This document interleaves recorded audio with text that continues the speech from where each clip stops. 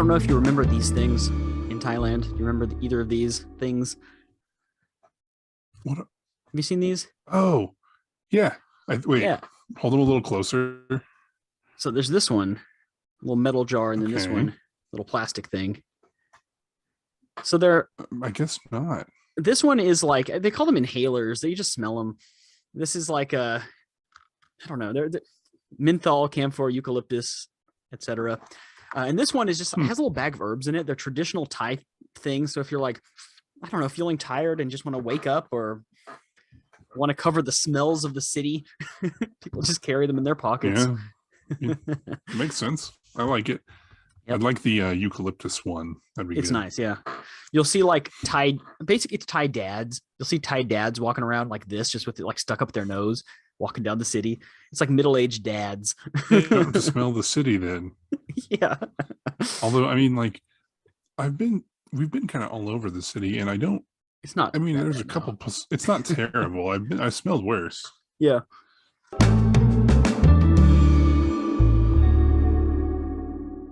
For those of you who may be in a place that doesn't have predatory animals, hmm which I guess would be the UK, I don't think Parts of does. Europe, I guess. Yeah. Yeah, parts of Europe. There are two large land animals known to actively hunt people. That is polar bears and mountain lions. Mhm. Oh, mountain The lions. US doesn't have polar bears. Yeah. Well, do they? Do they? I mean, maybe like in No, Alaska. I mean, I probably don't in know. Alaska, right? But we do have mountain lions. Yeah, and mountain lions live near people, and they hunt for fun too. Like they don't just hunt for food. Yeah, I know. Like they'll actually like toy with you because they're just a big cat. And they sound terrifying. Yeah, and they're not that rare. It's not like a tiger. Like they're actually like around, you know. Let's see. I'm curious before we get into the interview. Conservation status. They're scary, man. Like a couple years ago, we were in Carlsbad, and we went to the zoo up there, the Carlsbad Zoo, and there's a mountain lion in this exhibit, and it was just like stalking. It was like it looked like it wanted to pounce, and it was terrifying. I mean, of course, there was like glass between us and it, but it was still really scary. Like they are powerful, terrifying animals. So wilderness first aid, if you're attacked by a mountain lion, first you have to make yourself look big and scary. But if it starts coming at you, you just have to fight back. Never run. If you turn your back to it, you're dead. So you just have to fight back, kick and punch, and be as loud as you can. See, the thing is, mountain lions, or depending on where you are, cougars, or puma, or puma. There's probably other names for them. I don't know. They are, most big cats in the world are endangered. Mountain lions are not. No, they're all over the place. Mountain lions are not, and they're protected because they are very, very important to the ecosystem where they live. They were listed as threatened for a while up until 2008, where their population increased enough to where now they are just animals. Okay. Just chilling, and they are one of my favorite animals. They're cool. They're so cool. They're cool. I mean, it seems any big cat that lives in the mountains is cool. They almost seem too exotic for the U.S. Does that make sense? Well, the U.S. has jaguars. Oh, I know. Even Southern Texas has jaguars. Southern Texas, East Texas has jaguars. I know. Florida has panthers, which is just it is a mountain lion, but it's not. It's like a subspecies.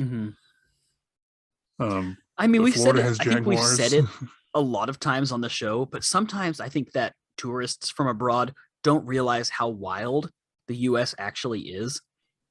You know, most of the U.S. is completely untouched. We have vast swaths of land that have no development. That is just nature. You know, there's a lot. I mean, our country is huge, and a lot of it is still very wild with dangerous animals, dangerous landscapes, especially dangerous weather. The West.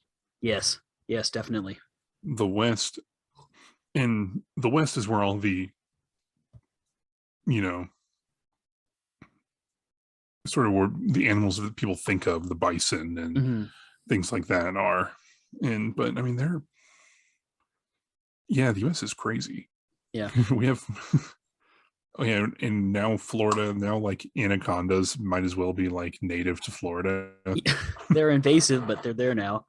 And like They're there and monkeys, you they can't have get rid of monkeys them. down in Florida for the same Yeah, reason. Like someone released them and now they just live there. Yeah. live there. It's perfect climate for them. Yeah. Yeah. You know, parrots.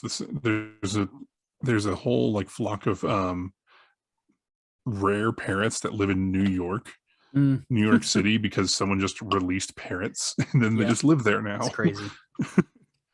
So Anyway, funny.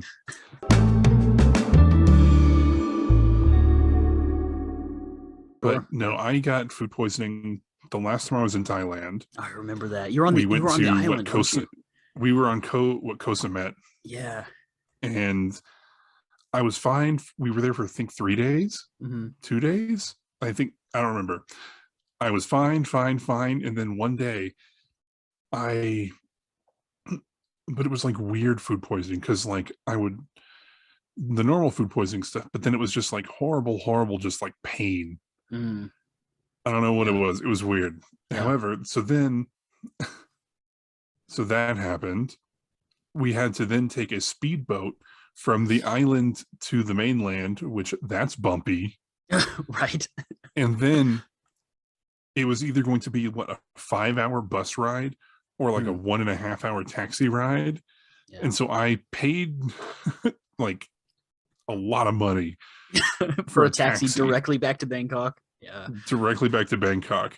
And let me tell you, I have never felt worse in my life. I remember when you got knocked And when you knocked on my door when you were back home, like you were like white as a ghost. You were so pale. I You was looked awful. like, and that night when I was sleeping, like I got a fever and like chills and shaking. Yeah. And then the next day I was fine, which is how food Yeah. poisoning works. Yeah. Like Yeah. it was so bad. And I think I would have rather broken my arm. Hmm. Because then Right. at least, all right, go to the thing, get Get it set. bandaged up and get it set and go on your way. Like, but oh man, and that, let me tell you about that taxi ride. When I fell asleep, so I don't remember much, but I do remember I paid a lot of money for that taxi. That's a long way. Mm-hmm. And the guy still expected a tip at the end.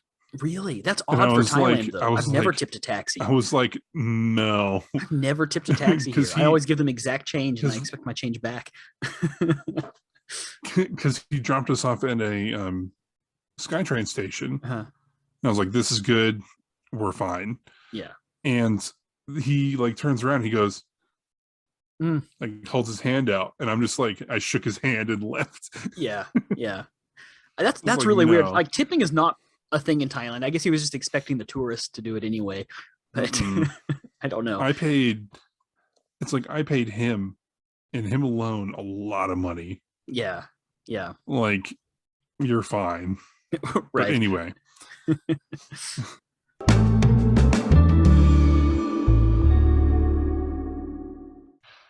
Thanks for listening to us talk about the Great Loop. We didn't know that was a thing. That's cool. Again, feel free to donate $199 and we will attempt it in an inflatable canoe. Yes, we will. We're going to check the weight limit because that'll be another issue. We're not small men. No, we're not. But anyway, if you enjoyed the show today, please don't forget to subscribe. And again, if you have the time, please consider giving us a review on whatever podcast app that you choose. We're on pretty much all of them. Maybe a 5-star review if you're feeling generous and you liked the episode. Yeah. It really helps us out. Again, ladies and gentlemen, thank you for listening. And until next time, keep adventuring.